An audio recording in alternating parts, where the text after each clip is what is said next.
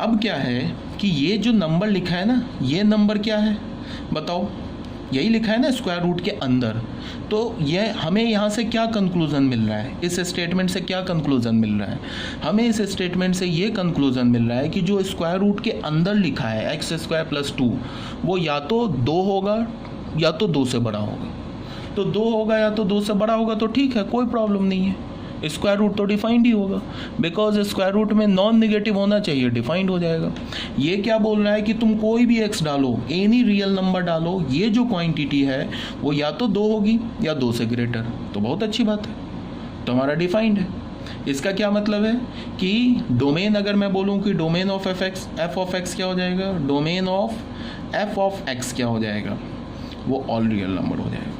कोई भी real number डालो, ये हमेशा क्या मिलेगा, नॉन नेगेटिव मिलेगा, तो F of x is well defined. Clear है। अब आ जाते हैं हम लोग इसमें थर्ड पार्ट में, ठीक है। तो थर्ड पार्ट में क्या है हमारे पास कि डोमेन क्या दे रखा है, थर्ड पार्ट देखो, F of X is equals to 1/x² - 4। ठीक है। तो देखो होता क्या है कि जब भी तुमको कोई एक्सप्रेशन दिखे, एल्जेब्रिक एक्सप्रेशन दिखे, उसके डिनोमिनेटर में अगर वेरिएबल दिख जाए, दो बात को हमें ध्यान में रखना होता है डोमेन निकालते वक्त।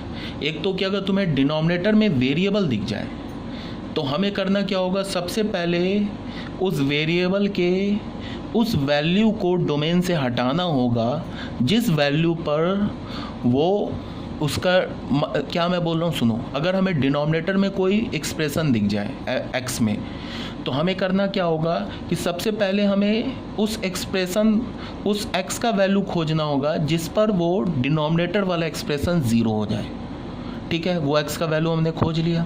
अब उस एक्स के वैल्यू को हम ये रियल नंबर से हटा देंगे, मीन्स डोमेन से हटा देंगे। क्यों हटा देंगे, बिकॉज अगर उस एक्स का वैल्यू हमने एक्सप्रेशन में डाला तो डिनोमिनेटर हो जाएगा 0, और अगर डिनोमिनेटर हो गया 0 तो वो एक्सप्रेशन डिफाइन नहीं होगा। बात आ रही है समझ में। तो देखो मुझे यहाँ डिनोमिनेटर में क्या दिखा, x² - 4, तो मैंने क्या किया, ऐसे लिखा for fx to be defined, fx to be defined. Numerator के लिए कोई प्रॉब्लम नहीं है, न्यूमरेटर में तो 0 हो सकता है, चलेगा, बट डिनोमिनेटर में 0 नहीं हो सकता। For fx to be defined, fx को डिफाइंड होने के लिए क्या होना होगा, x² - 4, ये 0 नहीं हो सकता। तो यहाँ से हमें क्या पता चला कि x² जो है ये 4 नहीं हो सकता।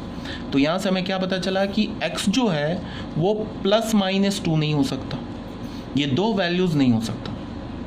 तो हम लोग डोमेन कैसे निकालेंगे पूरे, और बाकी कुछ एक्स होता रहे, ये तो डिफाइंड होगा। ऑल रियल नंबर से एक तो -2 हटा देंगे, दूसरा 2 हटा देंगे। क्लियर है ये बात, ये हमारा आंसर हो गया। या फिर तुम ऐसे भी कर सकते हो कि x² - 4 को तुमने 0 से इक्वेट कर लिया। इसको लिखने का क्या मतलब हुआ कि हम उस x को खोज रहे हैं, हम उस x का वैल्यू फाइंड आउट करना चाह रहे हैं जिस x पर x² - 4 0 हो जाए। यही हुआ ना मतलब। यहाँ से अगर हमें x का जो वैल्यू मिलेगा, वो x का वैल्यू अगर मैं यहाँ इस एक्सप्रेशन में डालूंगा तो वो left hand side right hand side बराबर हो जाएगा। समझ रहे हो ना। तो यहाँ से हमें क्या मिला, x² = 4, तो यहाँ से हमें x की वैल्यू क्या मिली, +-2।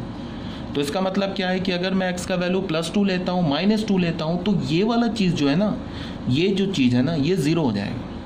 तो 0 हो जाएगा किस पर, +-2 पर। तो बस डोमेन लिखने के लिए क्या करेंगे, जिस पर 0 हो जाएगा उसको हटा देंगे, डोमेन ऑफ fx उसको रियल नंबर से हटा देंगे, तो क्या हो जाएगा r - 2, 2।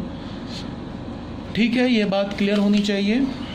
अब जैसे फोर्थ में आ जाते हैं। फोर्थ जो हमारा एग्जाम्पल है वो क्या है, fx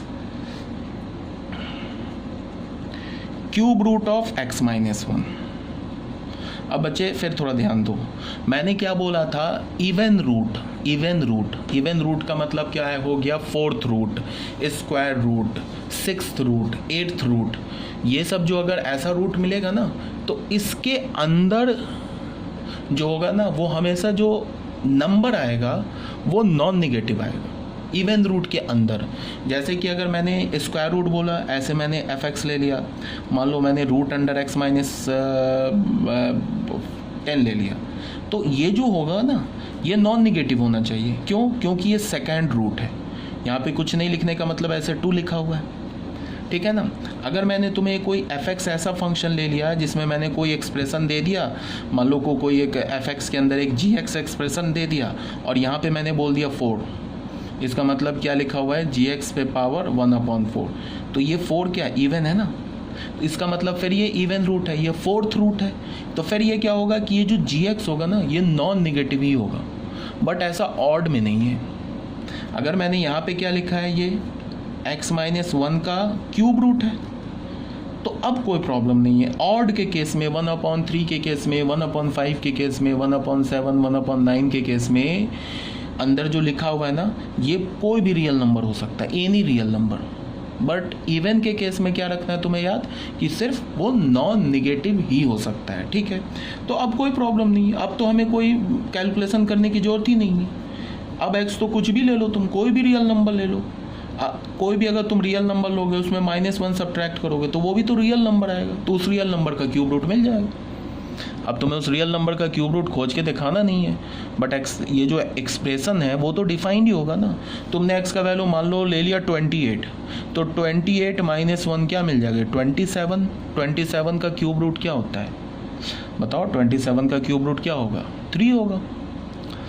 अगर मान लो कि तुमने x का वैल्यू ले लिया, सपोज डैट तुमने x का वैल्यू ले लिया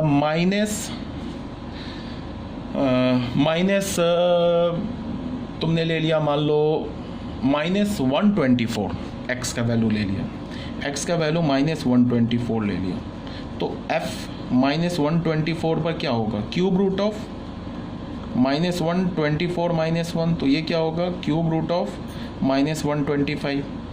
अब -125 है, इसको क्या लिख सकते हो, -5 का यहाँ पे क्यूब और यहाँ 3, ये क्या हो जाएगा -5, आंसर हो गया। इसका मतलब कि क्यूब रूट के अंदर जो होगा वो क्या हो सकता है, कोई भी रियल नंबर। तो डोमेन क्या होगा यहाँ पे फंक्शन का, domain all real number. Clear है ये बात, ओके।